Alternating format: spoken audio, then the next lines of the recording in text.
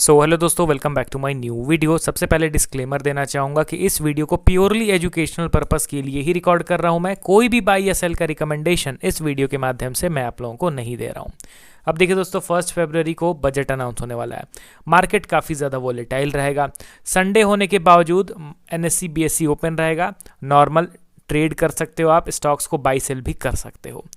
अब उसके पहले बहुत सारे ऐसे स्टॉक्स हैं ना जो ज़बरदस्त चार्ट पैटर्न क्रिएट कर रहे हैं, चाहे वो स्ट्रॉन्ग बेस फॉर्मेशन का क्यों ना हो या फिर एक स्ट्रॉन्ग ब्रेकआउट वाला पैटर्न क्यों ना हो। तो आज इस वीडियो में टोटल 5 स्टॉक्स के बारे में हम लोग बात करेंगे, जिसमें एक पिक्चर परफेक्ट चार्ट पैटर्न बनता हुआ दिखाई दे रहा है, वो भी लार्जर टाइम फ्रेम में। अब देखिए दोस्तों, मैं लार्जर टाइम फ्रेम क्यों कह रहा हूँ, क्योंकि स्मॉलर टाइम फ्रेम में कई बार प्राइस एक्शन वर्क नहीं करते हैं, क्योंकि वहाँ पे ट्रैप ज़्यादा किया जाता है रिटेल इन्वेस्टर्स को। मगर वही बड़े टाइम फ्रेम में इतना इजीली ट्रैप करना थोड़ा सा मुश्किल रहता है। तो सबसे पहला स्टॉक हमारे लिस्ट में आपके सामने है वी गार्ड इंडस्ट्रीज लिमिटेड। सबसे पहले इसका मैं क्विक फंडामेंटल आप लोगों को बताना चाहूँगा। मार्केट कैप 15,000 करोड़ रुपीस का है एंड इस कंपनी से लोग अवेयर ही होंगे। इलेक्ट्रॉनिक्स बनाती है, इलेक्ट्रिकल्स एंड कंज्यूमर ड्यूरेबल्स बनाती है। ठीक है, अब इस कंपनी के प्रोडक्ट्स आप लोगों को पता होंगे। अभी करंटली देखा जाए तो 349 के लेवल पे ट्रेड कर रहा है। वैल्यूएशन के चार्ट को अगर आप देखोगे तो इन लाइन है, ऐसा नहीं है कि इसका वैल्यूएशन बहुत ज़्यादा महंगा है। एंड अगर इनके शेयर होल्डिंग पैटर्न पे नज़र डाला जाए तो आपको क्या दिख रहा है कि डिसेंट शेयर होल्डिंग पैटर्न है, जहाँ पे मेजॉरिटी स्टेक बिग प्लेयर्स के पास है एंड लीस्ट स्टेक पब्लिक के पास है। तो अल्टीमेटली स्ट्रॉन्ग हैंड्स अच्छा खासा अपना स्टेक बनाए रखे हुए हैं। तो ओवरऑल ऊपर से तो काफ़ी सारी चीज़ें हम लोग को पसंद आ गई। मगर देखिए दोस्तों, मैं इन डेप्थ फंडामेंटल एनालिसिस नहीं कर रहा हूँ, तो इसीलिए इन डेप्थ फंडामेंटल एनालिसिस आप लोग ज़रूर कीजिएगा। अभी वी गार्ड इंडस्ट्रीज़ के स्टॉक को देखो दोस्तों, ये मैं बड़े टाइम फ्रेम में आपको बता रहा हूँ। 1 मंथ का टाइम फ्रेम मैंने सेट किया है, ठीक है, क्योंकि अब मंथ एंड हो गया। कल 31 है, उसके बाद 1 फरवरी है, तो एक मंथ का कैंडल स्टिक कंप्लीट बन चुका है। अब इस मंथली टाइम फ्रेम में अगर आप देखोगे तो पिक्चर परफेक्ट सपोर्ट क्रिएशन होता हुआ दिखाई दे रहा है। यहाँ पे आप देखोगे 2017 से लेके 2024 तक एक स्ट्रॉन्ग रेजिस्टेंस बना हुआ था एंड इस रेजिस्टेंस का क्या होता है, फाइनली ब्रेकआउट होता है। अब ध्यान दीजिए दोस्तों, ब्रेकआउट होने के बाद स्टॉक अच्छा खासा ऊपर जाता है, अगेन नीचे गिरता है। बहुत सारे केसेस में हम लोगों ने क्या देखा कि ब्रेकआउट होने के बाद वो अक्सर रीटेस्ट करने ज़रूर आता है। अब यहाँ पे जिस हिसाब से ये स्टॉक नीचे गिरा है, क्या ये डायरेक्टली कंटिन्यूसली ऊपर चला जाएगा? क्या नहीं, यहाँ पे चार्ट पैटर्न बनना ज़रूरी है एंड वो चार्ट पैटर्न समहाउ बनता हुआ दिखाई दे रहा है। यहाँ से ये ऊपर गया, टॉप से नीचे गिरा, अगेन यहाँ बाइंग हुआ, फिर नीचे गिरा, अब अगेन यहाँ पे एक स्ट्रॉन्ग हैमर कैंडलस्टिक का फॉर्मेशन हुआ है। तो अगर ये धीरे धीरे इस तरीके से ऊपर जाता है एंड इस नेकलाइन को ब्रेक करता है तो फिर यहाँ पे एक डब्ल्यू पैटर्न क्रिएट हो जाएगा, वो भी कहाँ पे, मल्टी ईयर ब्रेकआउट वाले लेवल पे। तो इस स्टॉक को ज़रूर अपने रडार पे रखिए, एनालिसिस करते रहिए। अगला स्टॉक हमारे लिस्ट में औरोबिंदो फार्मा लिमिटेड। इस स्टॉक से भी लोग अवेयर हैं, बहुत बड़ी फार्मा कंपनी है। अब इसको अगर आप देखोगे तो इसका मार्केट कैप 69,000 करोड़ का है। लार्ज कैप कैटेगरी में इसको इंक्लूड किया जा सकता है। करंटली 1194 के लेवल पे ट्रेड कर रहा है। वैल्यूएशन के चार्ट को सबसे पहले मैं देखना चाहूँगा, तो आपको क्या दिख रहा है कि वैल्यूएशन इन लाइन है। ऐसा नहीं है कि पी रेशियो बहुत ज़्यादा ऊपर भाग चुका हो। एंड शेयर होल्डिंग पैटर्न भी देखोगे तो क्वाइट इंटरेस्टिंग, यहाँ पे बड़े प्लेयर्स अच्छे खासे क्वांटिटी में स्टॉक को बाई कर रहे हैं। पब्लिक की शेयर होल्डिंग 10% से घट के 6.5% पे आ चुका है एंड सारा स्टेक ट्रांसफर हो गया है FIs, DIs एंड प्रोमोटर के पास। अब इनके टेक्निकल चार्ट को भी एक बार आप देख लीजिए।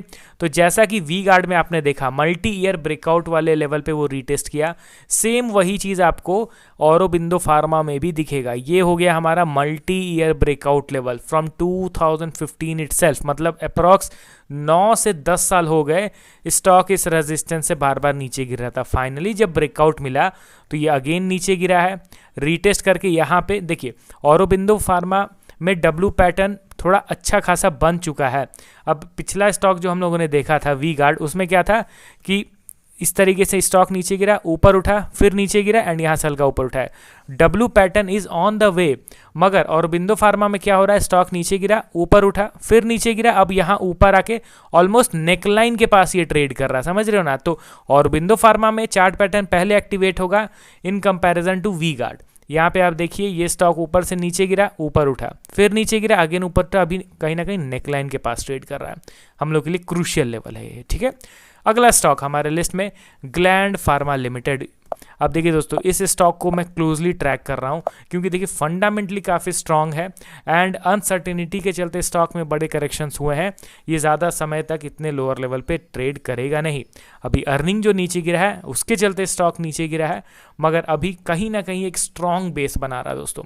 इसके इन्वेस्टर के सेक्शन पे आप ध्यान दोगे ना, तब आपको पिक्चर समझ में आएगा। पब्लिक का जो शेयर होल्डिंग है 14% से घट के 7% पे आ चुका है। एंड इस गिरावट के दौरान जहाँ पे ये स्टॉक इतना नीचे टूट चुका है, उस दौरान बड़े प्लेयर्स एग्रेसिवली स्टॉक को बाई कर रहे हैं। एफआईज की होल्डिंग पे नज़र डालो, 4.3% से बढ़ के 7.5% हो गया।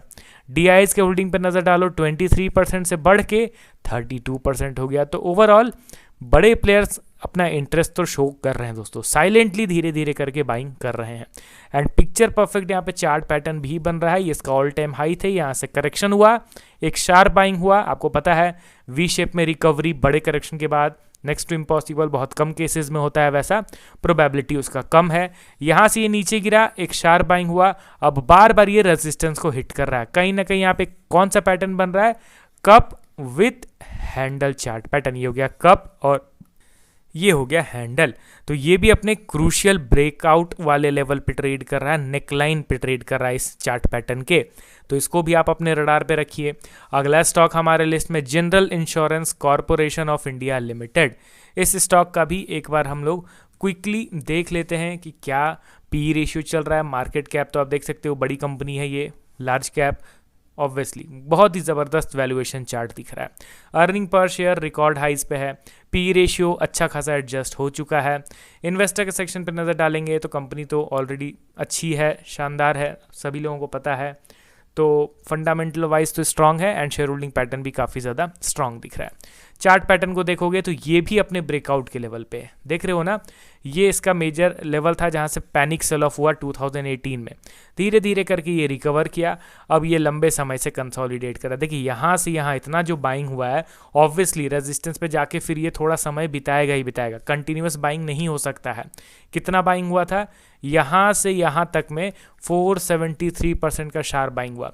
अब आप एक्सपेक्ट करोगे कि स्टॉक जो ऑलरेडी 450-500% मूव कर चुका है और वो फर्दर मूव करके ब्रेकआउट देता चला जाए, ऐसा नहीं होता है। अब मूव मिला, मूव के बाद जो साइडवेज होना चाहिए था वो चीज़ अब यहाँ पे हो रहा है। अब ये कैंडल स्टिक में आपको बहुत ही छोटा साइडवेज दिख रहा होगा दोस्तों, मगर ये ऑलमोस्ट देखा जाए तो एक तरीके से 2024 पूरा 25 पूरा 2 साल से ये साइडवेज है इस पर्टिकुलर एरिया में। तो ब्रेकआउट वाले लेवल पे है, इसको भी ट्रैक कीजिए।